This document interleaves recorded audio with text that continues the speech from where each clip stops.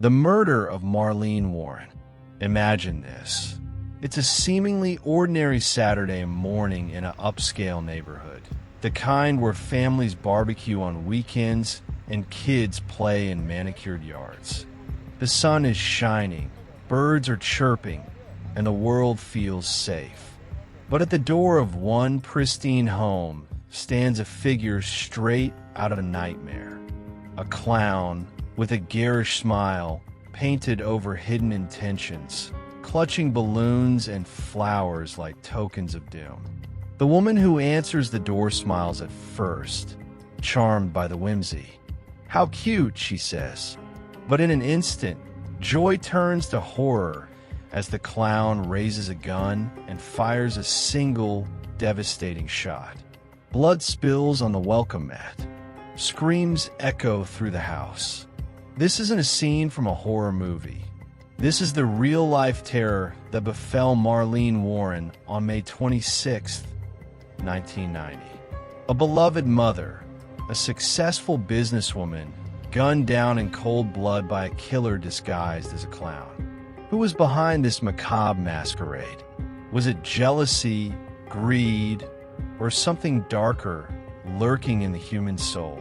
Tonight, we dive deep into the shadows of this chilling case, unraveling the web of deceit, betrayal, and long-buried secrets that led to one of the most bizarre murders in American history. Welcome to Shadows of Deception, the Clown Killer Case. I'm your guide through this labyrinth of true crime, and together, we'll uncover the truth that took nearly 3 decades to emerge. A woman who had endured so much loss, yet built a life of resilience and love.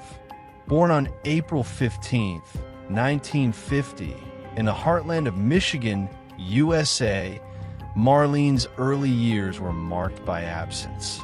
Growing up without a father, she harbored a deep-seated dream from her youngest days, to create the large, close-knit family she never had. You can almost feel the yearning in her soul, that quiet ache for stability and warmth in a world that had already shown her its colder side. She poured her heart into that vision, marrying a man named John, with whom she welcomed 2 beautiful children into the world. For a time, it seemed her dream was realized, a home filled with laughter, the pitter-patter of little feet, and the unbreakable bonds of family. But fate, that cruel architect of human suffering, had other plans. Years into their marriage, John was struck down by a sudden illness, leaving Marlene a widow, alone to raise her 2 young children. Imagine the weight of that grief crashing down on her. The nights spent staring at the ceiling, wondering how to shield her kids from the void left by their father's passing. The financial strain, the emotional toll, it could have broken a lesser person. But Marlene, she rose like a phoenix, dedicating herself wholly to work, scraping together every penny to provide for her little ones. Her determination was fierce, unyielding, a testament to the strength forged in the fires of adversity. 6 long years after John's death, as Marlene navigated the lonely path of single motherhood, she crossed paths with a man named Michael Warren. He entered her life like a promise of renewal, a chance at happiness renewed. They married, and Michael, already entrenched in the used car business, brought a spark of ambition to their union. Marlene, by this point, had clawed her way to financial stability, earning a solid income through sheer grit. She saw potential in Michael's ventures and chose to invest in his budding business, not just with money, but with her time and expertise. Together, they managed it, watching it flourish under their combined efforts. The business expanded rapidly. They acquired several properties to rent out, turning their operation into a small empire. Their financial situation soared, allowing them to relocate to Wellington, a luxurious suburb of Miami, where they purchased a sprawling house that symbolized their success. From the outside, it was the American dream incarnate. Wealth, comfort, a blended family finding its footing. But beneath the polished facade, cracks were forming, subtle at first, like hairline fractures in a mirror, hinting at reflections not quite true. Yet, even in this newfound prosperity, tragedy stalked Marlene once more. In 1988, her eldest son perished in a horrific car accident, a loss that shattered her world anew. Picture the unimaginable pain, the screech of tires echoing in her nightmares, the phone call that changed everything, the empty chair at the dinner table. This blow struck deep, affecting not just Marlene, but her younger son, Joseph, who was left grappling with the void of his brother's absence. The family plunged into an abyss of grief, where every day felt like wading through molasses, heavy with sorrow. Marlene, ever the empathetic soul shaped by her own hardships, considered drastic changes to ease the burden. The rental properties, while profitable, became a source of constant worry. Tenants falling behind on rent, losing jobs. These were real people facing real struggles, much like Marlene had in her past. Her kind-hearted nature, born from years of personal battles, made it agonizing to evict anyone. She couldn't bear the moral weight of turning families out onto the street, even as she and Michael couldn't afford to subsidize them indefinitely. The business, for all its success, was draining her spirit. She yearned to sell the properties, to step away from the ethical dilemmas that kept her awake at night. What toll did this take on her psyche? The internal conflict between compassion and necessity, the quiet erosion of her peace. It's the kind of struggle that reveals the depths of a person's character. 2 years passed since that devastating loss, and slowly, painstakingly, the family began to heal. Scars remained, but normalcy crept back in. Routines reestablished, laughter returning in tentative bursts. Joseph, Marlene's surviving son, was finding his way, surrounded by friends who brought light into their home. But on the morning of May 26, 1990, in that luxurious Wellington abode, the fragile peace was about to be obliterated. Imagine the scene. Marlene in the kitchen, the aroma of breakfast wafting through the air, pancakes sizzling, coffee brewing. Joseph and 3 of his friends are there, chattering away, the kitchen window offering a clear view of the driveway. The atmosphere is relaxed, almost joyful, a brief respite from life's cruelties. Then the doorbell rings, a simple chime that would herald unimaginable horror. Marlene, ever the gracious host, wipes her hands and heads to the door. Joseph glances out and spots a white Chrysler parked in front, unremarkable at first glance. When she opens the door, there stands the clown, a bizarre apparition in full regalia. Oversized shoes, a curly wig, face paint smeared in exaggerated cheer. In one hand, 2 balloons bob mockingly. In the other, a bouquet of flowers promises false delight. Marlene's reaction is pure, innocent surprise. "How cute!" she exclaims, a smile lighting her face. But in that split second, the illusion shatters. The clown draws a gun, aims with chilling precision, and fires directly into Marlene's head. The shot echoes like thunder in a clear sky, blood spraying across the threshold. Chaos erupts. Joseph and his friends rush to the hallway, their hearts pounding, only to confront the nightmare. Marlene crumpled on the ground, blood pooling around her, her life ebbing away.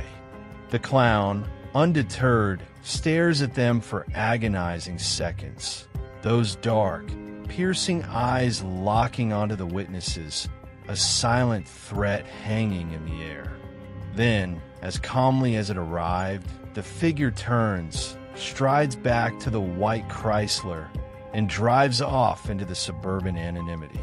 Joseph's world implodes, despite his own injured leg, a lingering reminder of past pains. He urges his friend to pursue the fleeing vehicle, desperation fueling his cries. But the Chrysler vanishes into the maze of streets, eluding them. Marlene is rushed to the hospital, unconscious, clinging to life by a thread. The police descend on the scene, launching an investigation into this surreal assault. They interview everyone present, Joseph, his friends, piecing together fragments of the horror. Joseph couldn't identify the assailant. The costume, gloves, and wig obscured everything, but he noted those hauntingly dark eyes, like voids swallowing light. His friends added details. The clown was tall, imposing, and those work shoes stood out, clashing absurdly with the festive attire. A neighbor, out walking their dog in the quiet morning, had glimpsed the clown but offered little beyond confirmation of the oddity.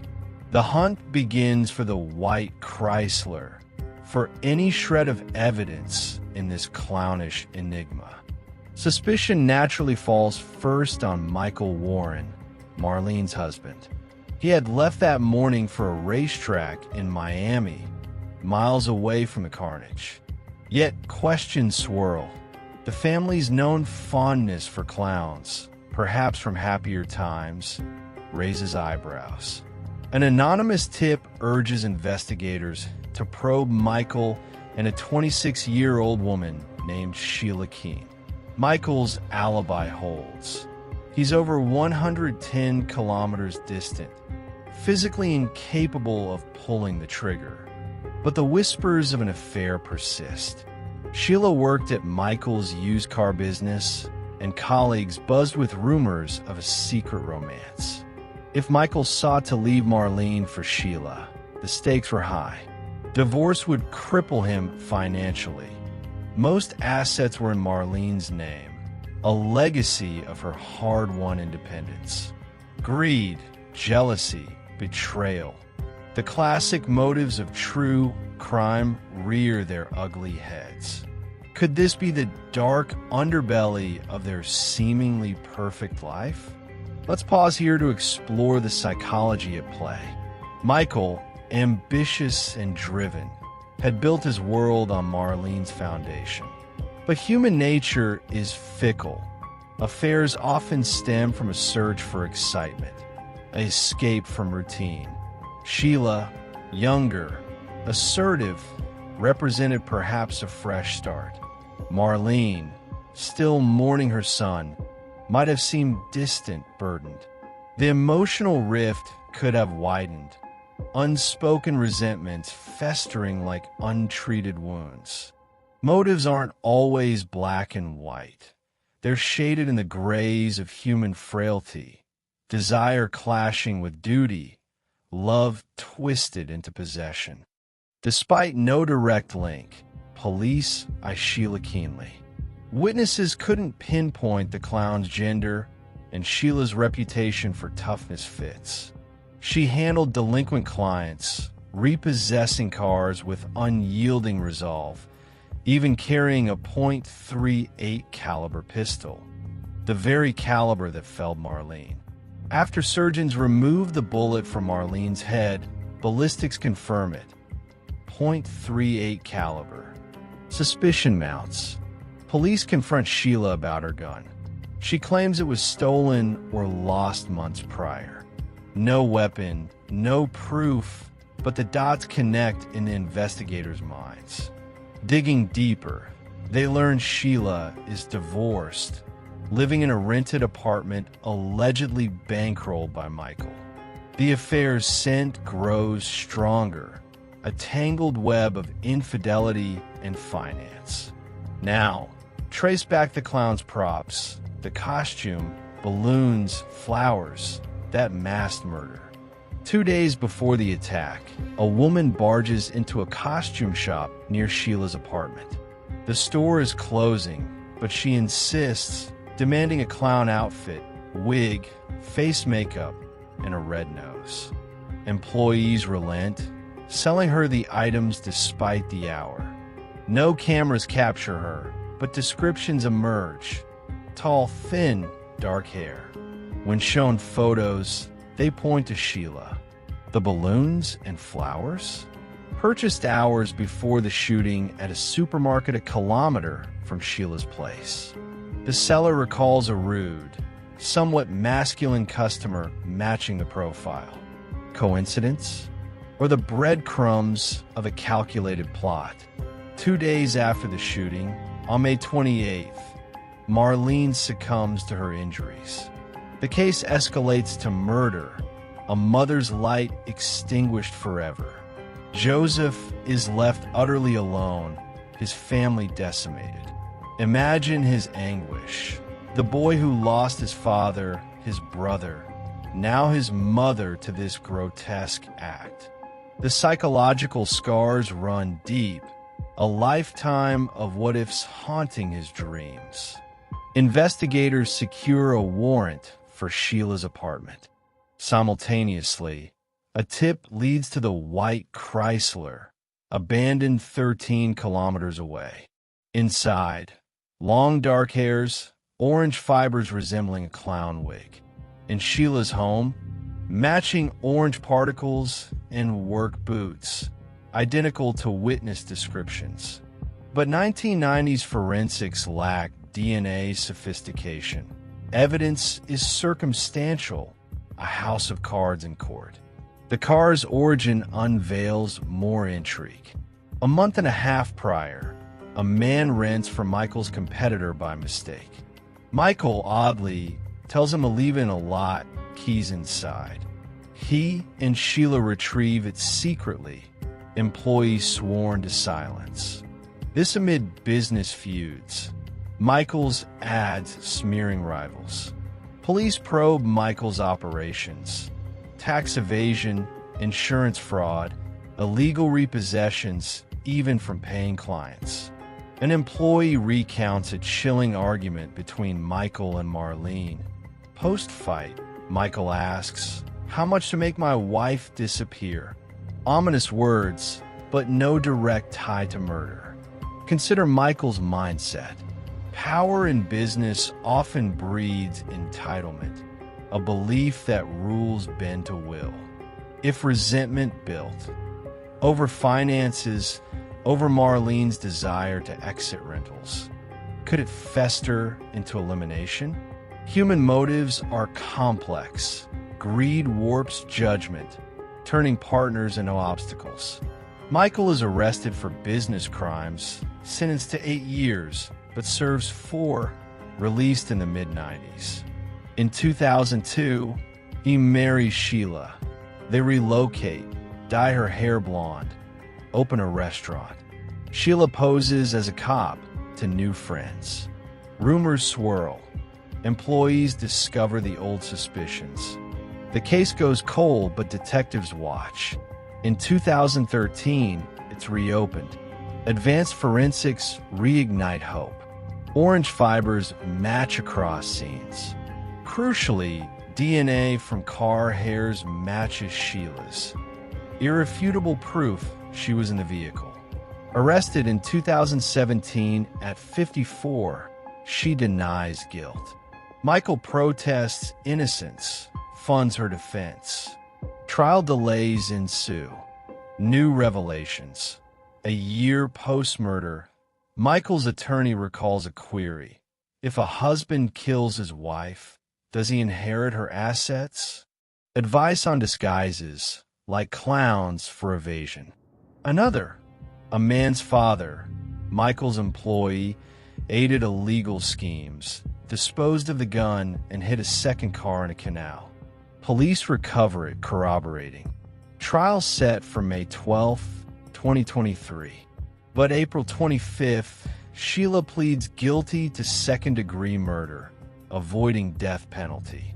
Lawyers claim innocence, but fear drives the plea.